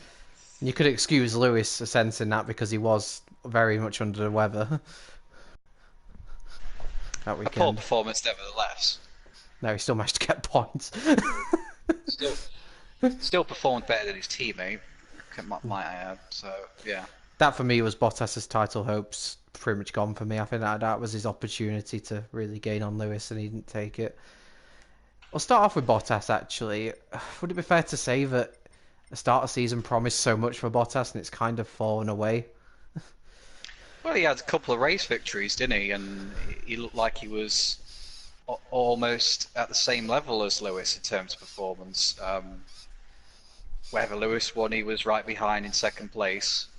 What was it, like 7-1-2 finishes for Mercedes in a row? Yeah. You know, if you had me to rate him the first 7 or 8 races, I would have given him a 9 out of 10 in terms of performance. But the past few races, it's the same Valtteri Bottas again. I feel that we've seen last year, whereas he's not performing behind Lewis Hamilton anymore. He's several places behind, and he ends up not even on the podium. He's several places down. Well, Germany, he made a really big error. The race start at Hungary, I've never seen Bottas so ragged. He was locking up at every corner, hitting cars. He seemed to panic so much when Lewis was right behind him. Like, if Lewis got past him, it was all over sort of thing, and it just ruined his race. And now they're talking about he's gone from being, well, everyone thinking, well, sorry Ocon, you're not getting a Mercedes seat, to is Ocon going to get the Mercedes seat? If you excluded Bottas's past 2 performances, I would have said Bottas is doing a great enough job. He should keep the seat. Now, However, there's questions because he's going back to the same Valtteri Bottas we've seen before last year, where he's not finishing very highly at all. That crash in Germany was the biggest turning point, and that could be the defining turning point where he might actually lose his seat. Max Verstappen's not far behind him in terms of points. I think Mercedes would be disappointed if Bottas doesn't finish in second in the Drivers' Championship. well, it's getting to the stage now where Lewis's main title rival might not be his teammate. Not anymore, no. To rate his performance as a whole, those last two have, I'm going to mark him down massively for. I'm going to have to give him a 6. But he's very close to me walking out the door. I can easily see the team wanting Esteban Ocon in the seat. Yeah, I'm joining you on a 6 as well. Like I say, up to He's not Nico. This might be a bit harsh, but he's not Nico Rosberg, where he's fighting his teammate for the championship. There hasn't been one season where he's fought Lewis for the title, not one. Whereas at least you have to give Nico credit. 2 out of the 3 seasons, he challenged him all the way to the end. And that's the thing, like it's not it's not. We don't expect him. No one's expecting him to beat Lewis, but they want him to be challenging. They want him to be backing him up, and Want it to be close, yeah. And he's got a finish right behind him also. And past two races, he was nowhere near. it's not just his results, his performances. Like, just been some really ragged drives and just poor mistakes from him, and you know, I mean, Mercedes have got a decision to make now because with Verstappen on such good form, how long do they give it until they say to Bottas, "You have to play the number two role again"? It's getting I close think to that point. start playing now for sure. He's so many points off of Lewis. I'd say he's the number two driver now at this stage. Do you feel like when they get to Spa, Toto's got to sit him down and say, "Look, you know, if we need you to let you, we might need you to let Lewis through in situations now because you're not really a challenger anymore, and we are worried Yeah, about Verstappen's form." and it's the same the past two seasons. At least with when Nico was Lewis's teammate, he pushed Lewis so hard to the point where it was close most races. You know, and Nico was a good driver. Absolutely. Valtteri isn't pushing hard enough, and I still feel like he's too much of a nice driver at times. In Hungary, I think that showed. He defended Lewis a bit hard, but not hard enough that he didn't cover him off completely, where he could have done. Yeah, and it's not just against Lewis as well. I feel at times like he lets other drivers past him. I get sometimes that the other driver's much quicker behind him, but you've still got to put up a fight. And sometimes being hard and holding them off completely can get you results. Kevin Magnussen's a perfect example from that race. Lando Norris in France with a car that was dying on him. Yeah, He still didn't let everyone through. He fended off Ricardo. yeah, he did just about enough to get a couple of points because he defended so hard. That's it. You can't. He's too nice for his own good. I thought at the start of the year he was getting a bit more. You know, he was developing that ruthless streak, but he just seems to have lost it again. He's lost it again now, yeah. It's difficult to know how good Bottas is as well because let's be honest, before he joined Mercedes, was he really that impressive? I, I don't think he He wasn't. was. The start of this season was the best Valtteri Bottas I've seen, but now he's returning back to the old Valtteri Bottas where he's nowhere performing near the level of his teammate. The next few races are crucial for him. I think the next few races are going to decide what they're going to do, Mercedes. Yeah, But I think the last two races have put serious questions in Toto Wolff's mind. yeah, it's put questions in my mind as well. It's he can definitely well lose the seat. Because you worry with Red Bull, they're going to keep getting better and better the more Honda improve and everything else, and you just can't trust Bottas to be able to back Lewis up if Max becomes a serious title threat.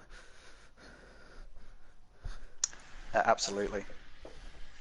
And they might I need think we've that. seen a lot of races where Hamilton's battling, usually against someone who's at a different team, and his teammates not even there. I still think as well, another problem for Bottas is I don't think he's particularly good on the tyres. Yeah, Hungary and Silverstone were the biggest examples for me, where he just struggled with tyre wear, and I think that's the big difference between him and Lewis. Bottas can't look after his tyres and still have good pace. I think that's one. I think over the last few years, that's been one of the biggest improvements as to Lewis is him as a driver. I think he's become so much better with the tyres. Yeah, it's the fact that he's got great racecraft and he can still be very quick whilst looking after his tyres is incredibly impressive. Let's move on to Lewis then. It's weird for Lewis really because he's won 8 out of 12 races this year, but I'd argue it's probably not been his best year. How would you rate Lewis's season?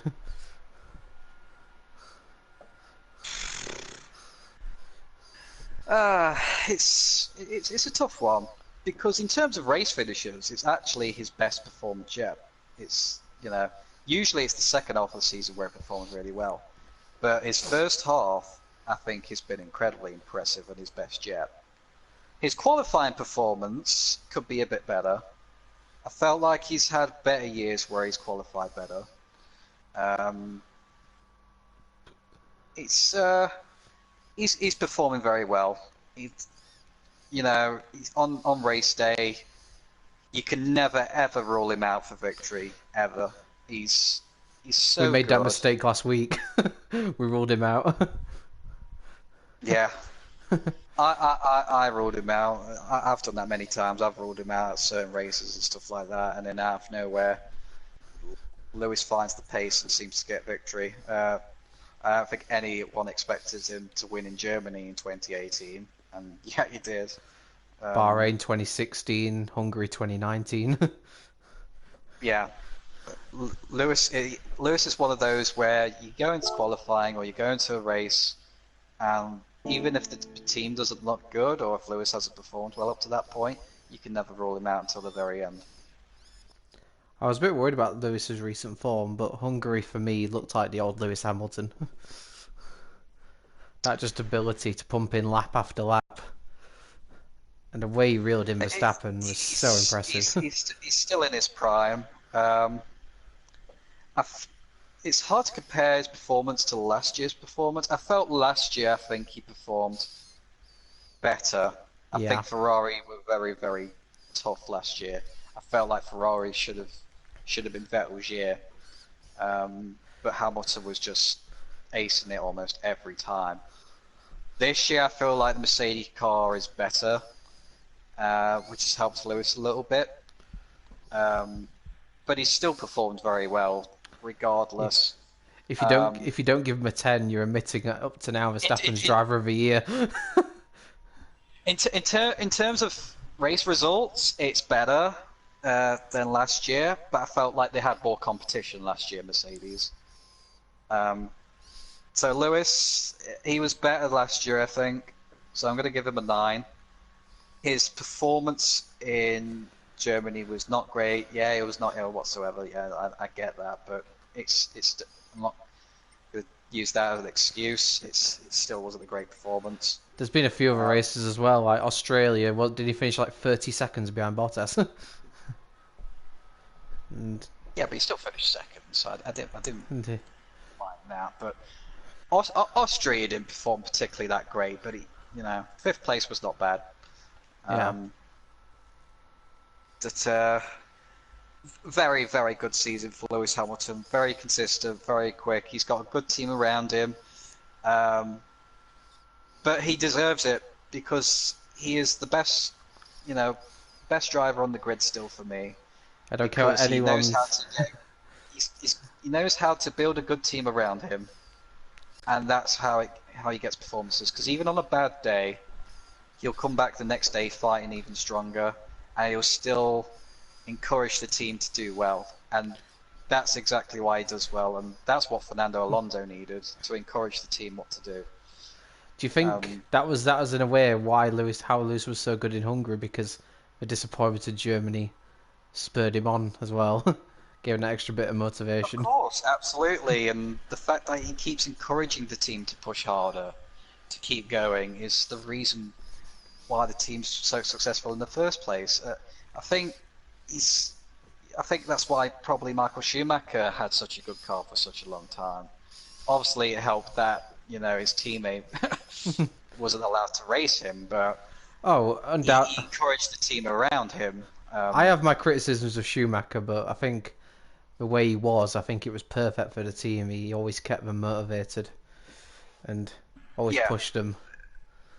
Yeah, and that's And signs of an intelligent driver. And there's no doubt in my mind Lewis is an intelligent driver. And you could make the argument as well that Schumacher, in a way, also did contribute a little bit to Mercedes as well. Like, when he was there, I can imagine that attitude that Schumacher would have brought would have rubbed off on them to an extent. I'm not so sure about that, but Ross Brawn being there certainly helped out. Nico Rosberg, I think, was a huge contribution towards Mercedes' success. Oh, definitely. He pulled out great performances. Um, I agree so for yeah, Lewis, so I'm going to give him a 9 out of 10. As for Mercedes, it would be a 10, just apart from Germany, which is going to drag it down to a 9. But I felt like the team didn't really help, but the drivers were probably more at fault for that weekend. So I would have to give the team a 10 just because of how great the car is. The not car just is incredible. not just the pace for me, but the reliability is sensational. It's spot on. Um, I think Valtteri had one issue with his car all season, and that's all I've seen. The reliability is insane. The pace of the car is immense, and this is why Lewis Hamilton is doing so well. Lewis is still performing very well. He's going to be very tough to beat, but because he's got such a great car, he's an unstoppable at the moment. Unstoppable. So based off our But Max driver, Verstappen is performing better, slightly. yeah. So based off our driver marks, and our driver of the season so far is Max Verstappen. Then, Yeah, I felt there's at times where Max has outdriven the car and he's very rarely made mistakes. Whereas Hamilton, he's only had a couple of performances where it's not been that great. yeah, I agree. And as good as Verstappen's been this season, the people on social media saying, "Oh, oh, Max is better than Lewis," come back when Max has had 4 more seasons like the one he's had, and then maybe we can discuss it. I'll definitely say he's probably the second best driver on the grid at the moment. But I can't say he's the best yet because he's never competed for a world championship yet, and I don't know how that's going to affect him because it can Yeah. affect drivers wildly. Mark Webber's a perfect example of that, where a title is on the line. I don't know how he's going to react to that. Do you see a bit of like Hamilton and Schumacher in Verstappen, the way he's acted recently, the way he pushes the team on? Um, Or do you still think there's a little bit of immaturity sometimes? Not yet. I can still see him performing badly in a way where he can have an off weekend and perhaps crash with another driver and he'll get angry because he made a mistake in Germany, but it didn't cost him when he spun round. And he was having to go to the team like, "Why the fuck you put me on these tires for?" Blah blah blah and stuff like that. But he did calm down and he did get cracking back in the race. Whereas I think the old Max would have kind of Apart from kept. that, he's rarely made any mistakes. He's outdriven the car at the early start of the season, and I can't fault him really. He's been performing very well, and he's out of all the drivers, he's performed the best so far from these 12 races. The old Max as well, I feel like when he would have had an outburst a few years ago, he'd have kept dwelling and thinking about it, and he wouldn't have got on with it. It's only because of Lewis Hamilton and how well Mercedes are doing that he can't compete for a title just yet. And even then, he's doing brilliantly to be as close as what he is. I mean, if he finishes second in the Drivers' Championship, that's a fantastic achievement. Yeah, definitely. I mean, you could argue at the moment there's no real pressure on him because the Red Bull expectations weren't particularly high this season anyway. Obviously, it would be in their first season in Honda. It would be interesting to He see. doesn't have to worry about his race seat at all. No. Not now. The only person who has a safer seat in F1 than Verstappen is Stroll. But for Yeah, entirely different reasons. yeah, yeah. It's just Hamilton, great. He's had a couple of off performances, but even then he's finished in the points. But Verstappen, hardly any problems. Based off the ratings we've given, then the top 3 drivers this season would be Verstappen, Hamilton, and Sainz. Is that fair? Yeah, I'd say so. Um, It's criminal how underrated Sainz is. Even when he does these brilliant performances, you very rarely see him in anywhere near the winning driver of the day. Yeah. The, the only thing that puts me off Max Verstappen is his fans, really, for the most part. They're everywhere. Everyone's saying, he's already the best driver and he's going to go a long way. It's a long way to go yet. He's still yet to compete for a title yet. We don't know how he's going to react to that once he does end up in a championship contending car, which could be as soon as next year with the way Red Bull Honda are progressing. So, Based yeah. off based off that, then discuss a couple of calendar changes before wrap up this stream because I hadn't mentioned the Dutch fans. Are you looking forward to the Dutch Grand Prix next year? No. It's just how much orange you going to see. To me, what's bringing down F1 at the minute is the constant coverage of seeing a ton of Dutch fans at every Grand Prix almost around Europe. It's really off-putting, and there's a lot of bias towards the driver of the day with Max Verstappen. Yes, he's performing well, but come on, did he deserve driver of the day in Hungary? Carlos Sainz did so well, I felt like he should have won it. You know, but, okay. And Hamilton finished ahead of him, so, but alright. You don't see many drivers losing the lead and get driver of the day. To be fair, the problem is they started to vote for it when Verstappen was still leading. That's a big problem. I hate driver of the day because you can vote for driver of the day before the race has even ended. Just imagine if they crash out and they win driver of the day. How stupid would that be? I think Leclerc won driver of the day in Monaco just because I think people voted for him because he crashed out, which provided some entertainment at Monaco. I was gonna say when they're just sick of Monaco and they just want it's like a protest vote. Yeah, it really was a protest vote.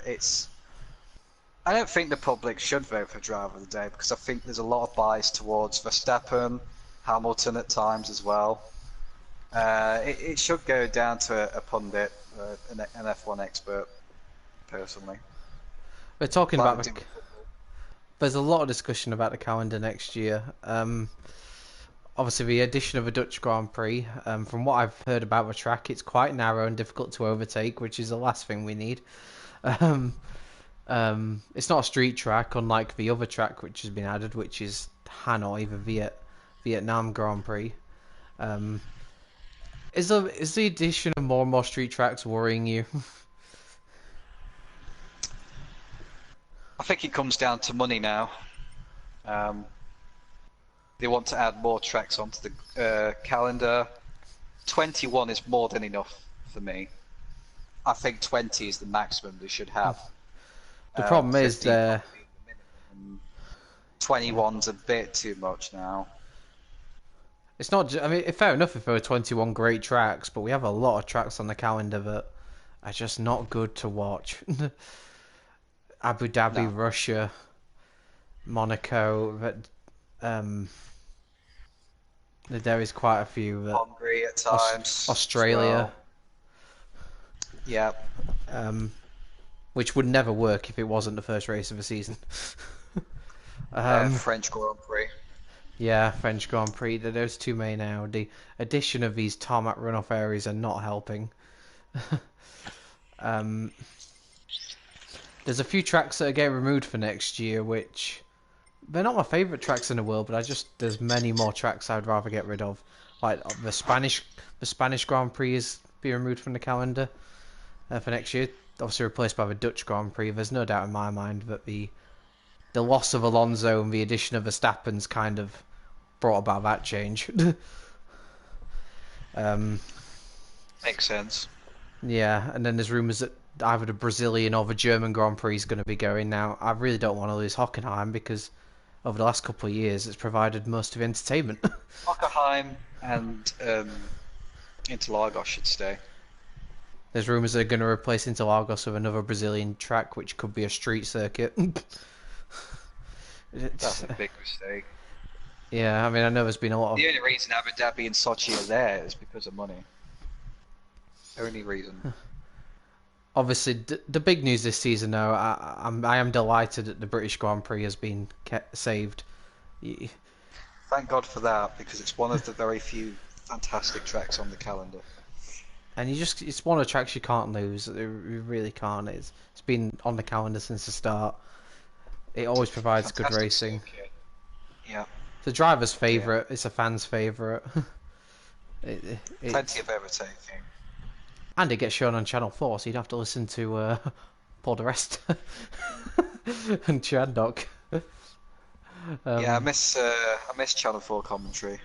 Live commentary, I do miss it. Yeah, Steve Jones saying, I want to drill you now, Lewis. Of course.